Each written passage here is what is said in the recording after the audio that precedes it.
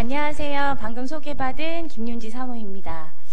일단 교회에 이렇게 와서 교회를 보니까 이렇게 양옆에 너무 푸른 나무가 있어서 저는 20년, 30년 후에 이 나무들이 무럭무럭 크는 상상을 했습니다. 목사님 설교 중에요.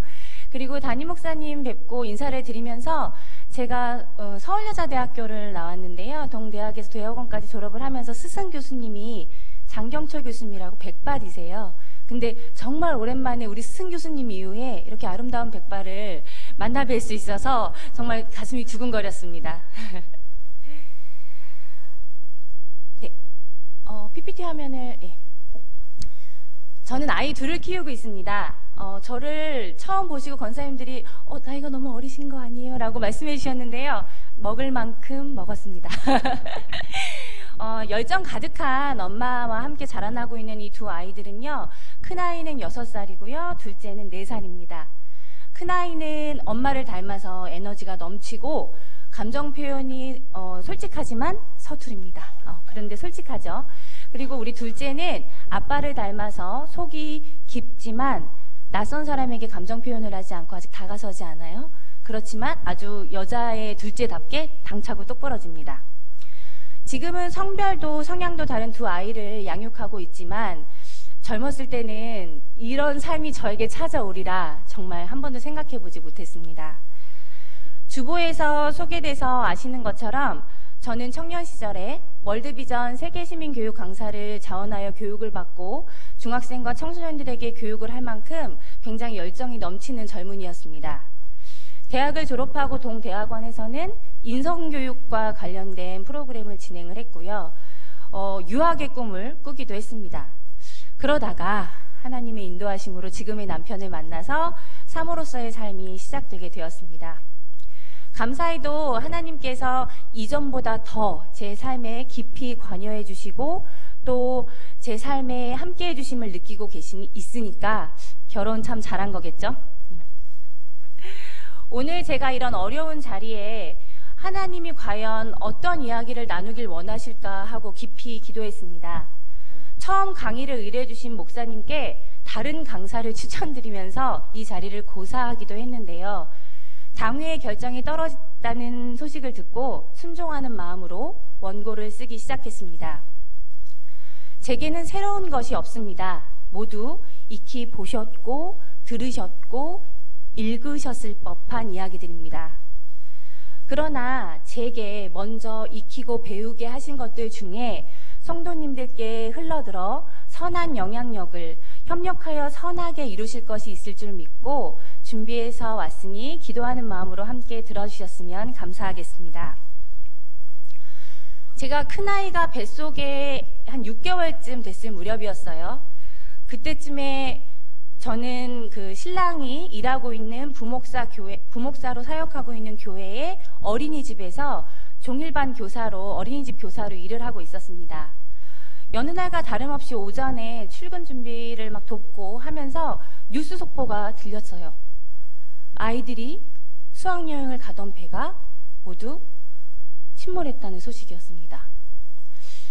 아이의 뱃속에, 아직 아이를 키워본 적이 없는데도 불구하고 뱃속에 아이가 있다는 것만으로도 그 일이 저한테는 너무 크게 다가왔어요.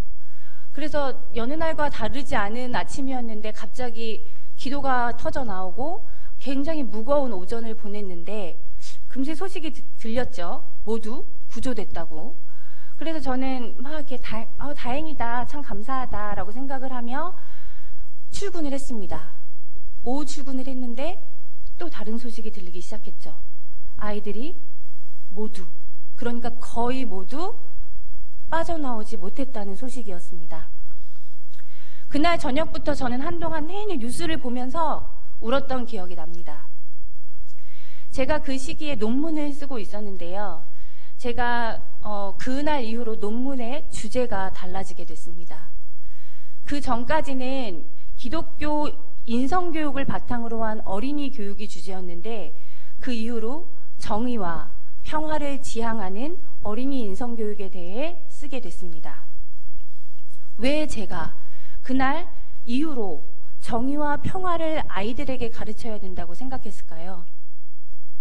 그날 이후 대한민국은 모두 애통했고 또 모두 분노했습니다. 그 사건과 아무런 관련이 없어 보이는 저와 같은 사람들도 매일 울었고 또 매일 기도했습니다. 아마 여기에 계시는 강릉 제일교회 성도 여러분들도 그러하셨을 겁니다. 이렇게 매일 슬퍼하고 부르짖던 사람들 중에는 거리로 막 쏟아져 나오기도 했고요. 어떤 사람들은 온몸으로 투쟁을 하기도 했고요. 어떤 사람은 말과 글로 표현하며 싸웠습니다. 어떤 이들은 이렇게 말했습니다. 아니, 지금 먹고 사는 것도 힘든데 왜 자꾸 지난 일을 갖고 싸우냐. 우리 일상으로 돌아가자. 우리 각자 좀 먹고 살자. 이렇게 얘기하면서 싸우는 사람들을 질책하기도 했습니다. 모두 이 문제에서 벗어나 평화롭게 우리 지내자. 이렇게 말하고 있었습니다. 저는 만삭 때까지 이런 각종 뉴스와 글들을 읽으면서 자주 울고 또 자주 분노했습니다. 오죽하면 저희 친정엄마가 태교에 좋지 않으니 뉴스 좀 그만 볼 수 없겠느냐라고 하실 정도였습니다. 그런데 저는 그런 뉴스를 접할 때마다 뱃속의 아이에게 이렇게 말해주었습니다. 그때 그 아이의 태명이 이레였어요. 여호와 이레. 이레야, 엄마가 너무 슬퍼서 울고 있어. 엄마가 너무 화가 나서 울고 있어. 이레야, 우는 자들과 함께 울고 또 정의롭지 못한 일에는 분노할 줄 알아야 한단다. 아이에게 이렇게 말하기 시작하면서 저는 아주 어린아이일지라도 그리스도의 정의와 하나님의 샬롬을 바르게 배워야 한다고 생각했습니다. 그래서 논문의 주제에 정의와 평화가 들어갔고 그 안에 분노와 애통의 교육이 들어가게 되었습니다. 그때 쓴 논문 심사를 한 교수님께서 제게 이렇게 말씀해 주셨습니다. 제가 논문 심사를 할 때 만삭이었거든요. 배를 이만큼 불러서 이제 교수님들 앞에서 심사를 봤는데 교수님 한 분이 저에게 이렇게 말씀하시더라고요. PPT 화면 띄워주세요.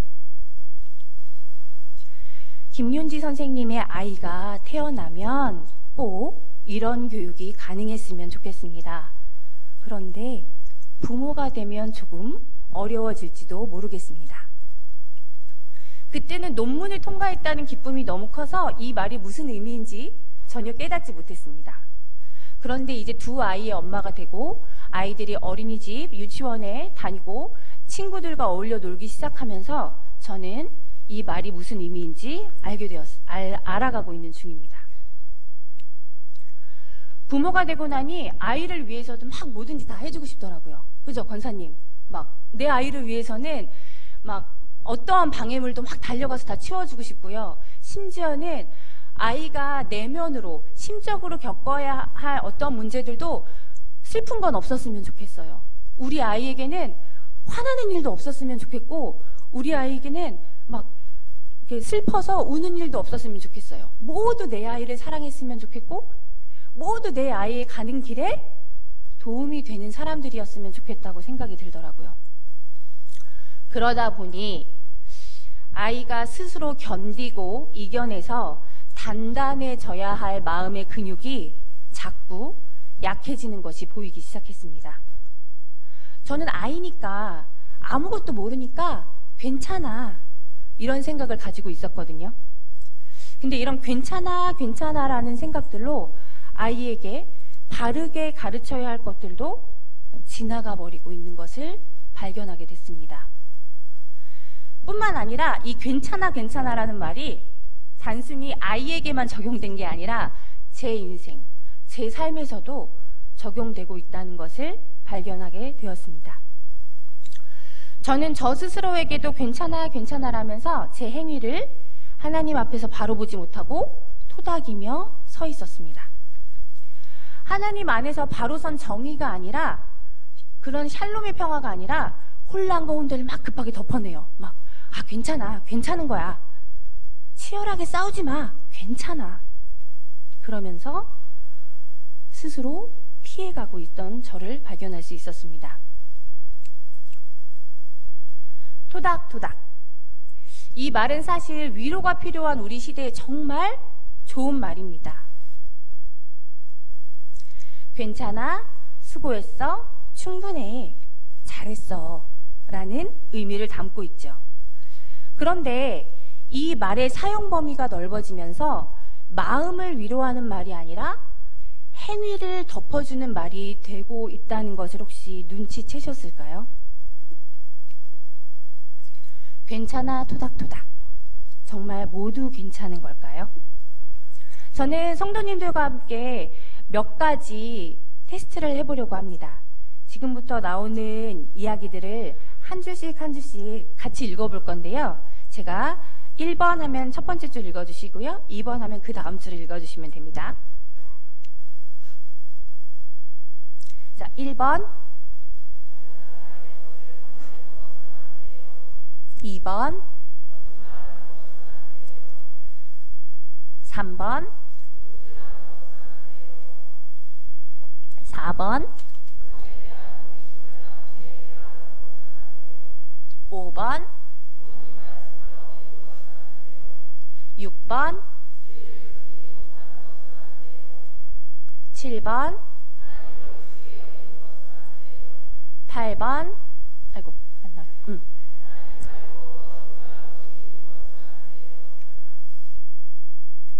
9번, 어떠신가요? 모두 안 된다고 생각하고 계신가요? 그럼 이건 어떠신가요? 이건 제가 읽어보겠습니다. 다른 사람에게 것을 탐내는 것은 나빠요. 거짓말하는 것은 나빠요. 도둑질하는 것은 나빠요. 이성에 대한 호기심을 나쁘게 해결하는 것은 나빠요. 부모님 말씀을 어기는 것은 나빠요. 주의를 지키지 못하는 것은 나빠요. 하나님을 우습게 여기는 것은 나빠요. 지나갔네요. 하나님 말고 더 중요한 것이 있는 것은 나빠요. 마지막. 아이고. 하나님 말고 다른 신을 섬기는 것은 나빠요. 전혀 어색하지 않으시죠? 아까 우리 끝에 뭐로 읽었죠? 안 돼요. 근데 지금은 나빠요로 읽었어요. 전혀 어색하지 않은데 사실 우리의 생각이 옳고 그름의 문제, 즉 된다 안 된다의 선을 지나서 이 나쁘다라는 선으로 넘어오면 흔들리기 시작합니다. 왜냐하면 나쁘다라는 말은 보시다시피 옳지 않다라는 뜻과 동시에 좋지 않다라는 의미를 담고 있기 때문입니다. 이미 눈치채신 분들도 계시겠지만 제가 예시로 든 9가지, 방금 읽으신 9가지 항목은 살인하지 말라 하는 제6계명을 제외한 10계명을 뒤에서부터 한 내용입니다. 하나님이 저에게 분명히 하지 말라고 명령하신 내용이죠. 제가 예시로 6계명을 제외한 이유는 살인하지 말라 하는 계명은 그 명시 자체가 너무 명백한 것이어서 저희가 나쁘다라고 생각하지 않습니다. 그런데 다른 9가지의 문제들은 된다 안 된다의 문제가 아니라 나빠요의 문제가 되는 순간 이게 좋고 싫음, 호불호의 문제가 되어버립니다. 또 해볼까요? 자연스럽게 이렇게 생각하게 됩니다. 아이, 다른 사람 것 좀 탐내면 어때요? 에이, 거짓말 좀 하면 어때요? 도둑질하면 좀 어때요? 작은 거 말이죠. 에이, 청소년인데 이성에 대한 호기심 나쁘게 한 번쯤 해결하는 거? 어때요? 아, 부모님 말씀 좀 어기면 어때요? 주의를 지키지 못하면 좀 어때요? 하나님을 우습게 여기면 좀 어때요? 하나님 말고 더 중요한 것이 있으면 좀 어때요? 하나님 말고 다른 신을 섬기면 좀 어때요? 안 돼요? 나빠요가 에이, 좀 어때요? 의 문제가 되어버립니다. 하나님의 명령을 지키며 살면 치열하게 살아야 한다는 부담감이 그리스도인들에겐 있습니다. 그런 저희의 의식이 이 문제들을 점점 괜찮다고 생각하게 만듭니다. 우리가 가끔, 아주 가끔 하는 대화들을 살펴보겠습니다. 아마 우리 강릉제일교회 성도님 분들은 이런 대화를 안 하시겠지만, 예를 들어 나 오늘 운전을 하다가 과속을 했어. 에이, 과속하는 건 나쁘지만 좀 어때? 에이, 괜찮아. 바빴잖아. 응? 그죠? 자연스럽죠? 또 하나 예를 들어볼게요. 제가 부부주일인 줄 모르고 왔는데 부부 예시를 하나 들었습니다. 오늘 남편하고 다투면서 남편에게 욕을 해버렸어. 에이, 욕하는 건 나쁘지만 좀 어때? 괜찮아. 속상했잖아. 너무 자연스러우시죠? 해서는 안 되는 행동을 하면서 그것을 나쁘지만 좀 어때? 괜찮아 라고 생각해버리면서 핑곗거리를 찾는 것이 아주 자연스러운 우리의 의식의 흐름입니다. 자, 아까 10계명을 저희 안 돼요, 나빠요, 좀 어때요까지 해봤죠? 그 10계명이 지금 어떻게 되었는지 한번 보실게요. 다 같이 읽어보겠습니다. 1번, 두 번째, 세 번째, 네 번째, 다섯 번째, 여섯 번째, 일곱 번째, 여덟 번째, 마지막,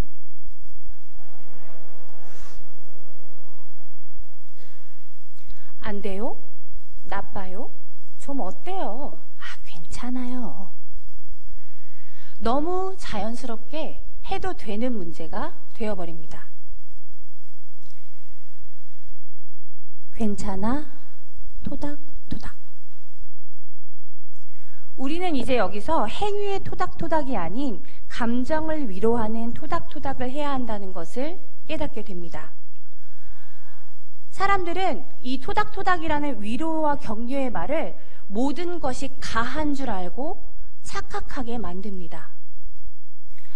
아까 마지막 10계명 괜찮아요에서 동의하지 못하는 분들 많이 계실 텐데요.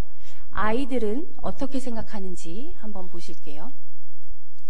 언니 물건 말없이 가져다 쓰고 미안해하지 않아도 돼요. 아, 숙제는 서로 베껴가야 의리를 지키는 겁니다. 레포트 서로 베껴야죠. 엄마 지갑의 용돈은 내 용돈 같은 내 돈이랑 다름없습니다. 아, 혼자 몰래 야한 동영상 몇 개 보는 건 자연스러운 성장 과정 아닌가요? 교실에 외톨이 친구 한 명쯤은 다 있습니다. 그냥 무시해버리는 거죠, 외톨이 친구를. 핸드폰 게임에 열중하면서 부모님 속 한번 다 썩히는 거 아닙니까? 아, 주일 헌금으로 떡꼬치 하나 더 사 먹을 수도 있죠. 아, 학원에서 나오라는데 주일 예배 한두 번 빠져야 하는 거 아닙니까? 아이들은 이렇게 생각합니다. 과연 모두 괜찮은 것일까? 사실 말입니다. 아이들이 이런 행동들을 한다고 해도 크게 달라지는 건 없습니다. 사실 모두 괜찮지만 옳지는 않은 행동인 거죠. 바로 이때 적절한 가르침이나 지도, 깨달음이 필요합니다. 괜찮지만 옳지 않은 행동들이 한 번 지나가면 두 번, 세 번은 쉽습니다. 그리고 옳지 않은 것을 바로잡을 기회를 영영 잃게 됩니다. 바로 여기서부터 우리는 불편함과 마주하게 됩니다. 그냥 좋게 넘어갈 수 있을 것 같은데 굳이 이런 것들을 문제 삼아야 하는 것일까 하고 생각하기 시작합니다. 이게 비단 아이들의 문제는 아닙니다. 제가 아이들을 예를 들었지만 저희들의 일상에도 비일비재한 일이라는 걸 아실 수 있습니다. 이런 일들을 바로 잡고 구체적으로 옳은 행동을 하는 것이 우리의 일상을 편하게 할까요? 불편하게 할까요? 불편하게 합니다. 그러나 우리는 해야 합니다. 우리의 삶이 이 땅에서 편하게 누리다가 끝나는 거라면 상관이 없겠죠? 그러나 우리의 삶은 하나님과의 약속 안에서 이 땅에서의 삶을 치열하게 살아나가다가 하나님 나라에 이르는 것이어야 하기 때문입니다. 그리고 이런 불편하고 치열한 삶의 노력이 이미 이루어진 하나님의 나라를 세상에 보여줄 수 있는 방법이기 때문입니다. 우리가 위와 같이 괜찮아 괜찮아 하면서 감정적으로 넘어가는 일들이 우리를 착한 사람으로 만들어주지 않습니다. 그리고 이거를 바로잡으려고 노력을 해도 그 행동을 세상은 우리를 착한 사람이라고 봐주지 않습니다. 때로 우리는 세상과 대적해야 할 때도 있고요. 때로는 좌절하고 슬퍼하는 모습을 세상에 보일 수도 있습니다. 그러나 그건 세상이 보는 우리 모습일 뿐이죠. 하나님은 우리를 어떻게 보실까요? 그렇게 치열하고 불편한 삶을 살아내는 저희들을 칭찬해 주실 것입니다. 때로는 무엇이 옳은지 그른지 알 수 없을 때가 있죠. 내가 어떻게 행동하는 게 옳은지 그른지. 그때는 몸이 먼저 반응하는 것보다 하나님의 정확하신 뜻을 알기 위해 말씀과 기도로 무장하는 시간을 갖는 것이 필요하다고 생각합니다. 이런 경우도 있습니다. 우리가 옳다 생각하는 것을 하나님의 생각으로 여기면서 잘못된 불편함을 감수하면서 살기도 합니다. 그런데요, 하나님께서는 우리가 이 세상에서 기쁨을 누리기를 원하시기 때문에 불편함을 견디라고 하시는 것이지, 우리가 이 세상과 어울리지 못하고 불편하게 사는 것을 기뻐하시는 분은 아닙니다. 우리가 불편하다 여기는 삶의 기준은 오직 하나님의 말씀에만 있어야 합니다. 예수님 안에서 바른 관계를 맺는 것만이 옳은 행동을 하는 선택의 기준이며 옳은 행동을 하는 용기가 되고 옳은 행동을 하는 동기가 돼야 합니다. 그동안 저희들이 삶에서, 가정에서, 교회에서, 그리고 직장에서 이 정도는 괜찮아 하고 여기면서 지나쳤던 일들 가운데 사실 불편함을 감수하며 지내셨어야 되는 일은 없었는지 되돌아보기 바랍니다. 저는요, 큰 아이가 지금 6살인데 5살이 될 때까지 아이는 아이답게 커야 한다고 생각하면서 수많은 불편함을 지나쳐 왔습니다. 마땅히 가르쳐야 할 예의를 가르치지 않았고요. 마땅히 습관으로 키워줘야 할 기도와 예배의 일상을 놓쳤습니다. 유아교육을 어린이에 대해서 공부를 하다 보니 아이를 교과서에서 배운 걸로 이해하고 아이를 아이로만 대했더니 이게 복잡해지더라고요. 아이를 그런 교과서적으로 아이로 대했을 때보다 하나님이 만드신 나와 같은 인격체로 이해하고 그냥 아이를 그 있는 그대로 바라보았을 때가 훨씬 자연스럽고 수월함을 깨닫는 요즘입니다. 자녀가 있으신 분이라면 자녀의 나이가 몇이든 교사분들이시라면 맡겨진 아이들이 어느 부서이든 저는 아이들에게 불편함을 가르치실 것을 권해드립니다. 제가 좋아하는 기독교 교육학자 샬롯 메이슨이라는 분이 계십니다. 그분이 하는 이야기의 기초가 아이는 하나님이 창조하신 인격체이다 라는 것입니다. 아이를 우리가 생각하는 아이니까 아이다운 것을 줘야지 라고 자꾸 수준을 낮춰서 이렇게 행동하게 하지 않고 하나님이 아이에게 본래 심어두신 그 인격체로서의 그것을 살릴 수 있도록 가리키는 것이 옳은 것이라고 말합니다. 우리가 아이는 불편해서 이런 걸 견뎌내지 못해. 그 얘기 되게 많이 하죠. 그렇게 생각하지 말고 아이에게 하나님과 인간 관계에서 가장 자연스러운 행동을 가르칠 것을 권합니다. 난 정말 인간은 죄성이 있으니까 아이들도 나 편하게 사는 게 좋아. 나 편하게 뭐 이렇게도 하고 저렇게도 하고. 그런데 갑자기 부모가 불편함을 가르치기 시작하면 아이는 당연히 불편합니다. 그럼 불편해하는 아이에게 부모나 교육자는 어떻게 해야 할까요? 요즘에는 아이가 가정에서 이거죠. 그러다 보니 아이에게가 조금만 불편해하면 온 집안 식구들이 출동을 합니다. 그래서 저 초반에 시어머님께 많이 혼났습니다. 그럴 때 부모나 교육자들은 불편함을 이겨낼 수 있는 충분한 시간과 그리고 환경을 제공해야 한다고 말합니다. 저는 교회 안에서 이 불편함을 교육할 수 있는, 적용할 수 있는 가장 큰 예가 바로 예배라고 생각합니다. 저는 큰아이가 유치원에 가기 전까지는 이렇게 본당에서 아이는 예배를 드리기 힘들다라고 생각을 했습니다. 둘째도 걷기 시작하고 옹알이를 하면서 막 뛰어다니니까 도무지 예배를 드릴 수 없다고 생각했습니다. 심지어 저는 영아부와 유아부에서 아이가 막 걸어다니고 이렇게 좀 뛰고 장난하고 간식 달라고 오고 하는 것도 그냥 아이니까 그럴 수 있다고 생각했습니다. 오히려 주변 사람에게 우리 애가 간식 먹는 시간이라서요, 그러면서 이렇게 간식을 까주고 하곤 했죠. 그런데 남편이 사역지를 옮기고 새로운 교회에 부임을 했는데 유치원생 이상의 아이들이 본당에서 부모님과 예배를 드리는 모습에 충격을 받았습니다.